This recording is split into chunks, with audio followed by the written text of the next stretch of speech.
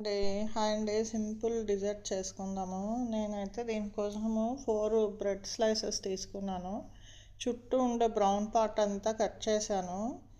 ఒక big glass పాలు తీసుకొని దాంట్లో షుగర్ వేసి కొంచెం సేపు మరిగిన తర్వాత కస్టర్డ్ వేసాను. కస్టర్డ్ కొంచెం థిక్గా ఉండాలి.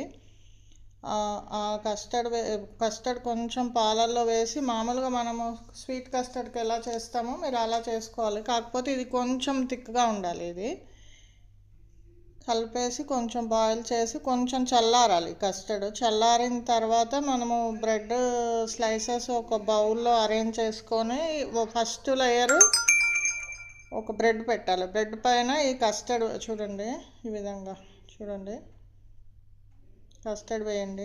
మళ్ళీ బ్రెడ్ పెట్టండి, మళ్ళీ కస్టర్డ్ వేయండి. చూడండి,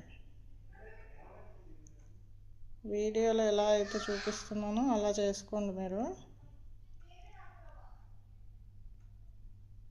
దీనిపైన మనము ఇందాక బ్రెడ్ బ్రౌన్ పార్ట్ అంతా తీసాం కదా, గ్రైండ్ చేసుకొని ఆ పౌడర్ దీనిపైన స్ప్రింకిల్ చేసుకోండి. దీనిపైన మీ ఇష్టం, సాఫ్రాన్ కావాలంటే సాఫ్రాను, కాజు, నేనైతే కాజు బాదం వేసాను. ఫ్రీజ్ చేసుకొని